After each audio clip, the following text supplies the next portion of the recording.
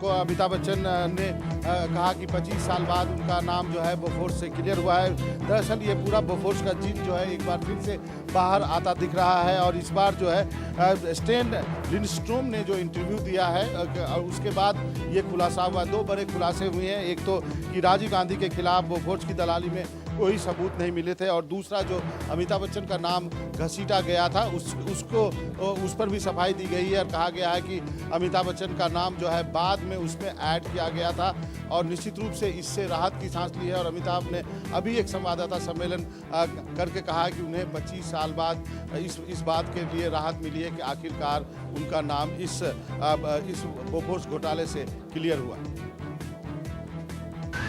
मेरा परिवार और मैं इस बात से बहुत खुश हैं कि जो इंटरव्यू दिया है स्वीडिश पुलिस के जो हेड थे और जो बोफोर्स इंडिया डील की तहकीकात में लगे थे, उन्होंने ऐसा कहा है कि मैं निर्दोष था और हमें खुशी है कि ये इस बात का स्पष्टीकरण हो गया है। 25 साल बाद ये घोषणा हुई है। दुख इस बात का है कि 25 साल पहले अगर उन्हें पता था कि हम निर्दोष हैं तो इन्होंने पहले क्यों नहीं बताया। हम तो पहले दिन से ही कह रहे थे कि हम इस मामले में निर्दोष ही हैं और बस दुख ही सी बात का है। किसी बात का मलाल काफी दिनों के बाद ये बोला। अब 25 वर्ष हो गए उसको, अभी क्या मलाल। हम तो देखिए, एक तो दुख इस बात का है कि 25 साल लगे और जैसा कि उनका बयान था इस इंटरव्यू के द्वारा, उन्होंने कहा था कि हमें तो मालूम था कि हम निर्दोषी हैं, फिर भी जब उनके सामने वो भारतीय इन्वेस्टिगेटिव टीम गई तो उन्होंने ऐसा कहा है, ये इंटरव्यू में कहा है, मुझे सच्चाई मालूम नहीं क्या।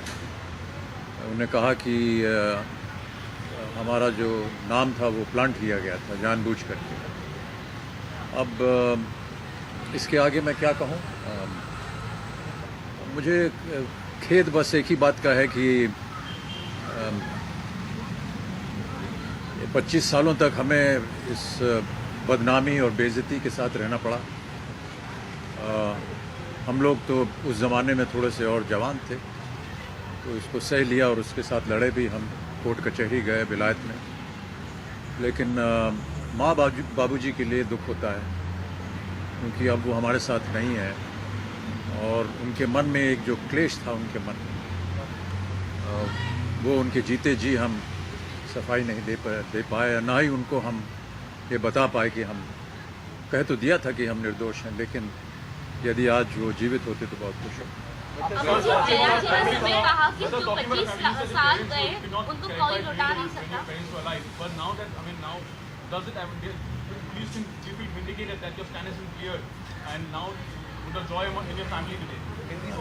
We were happy that even before, because from day one we had been saying that we are innocent in this. But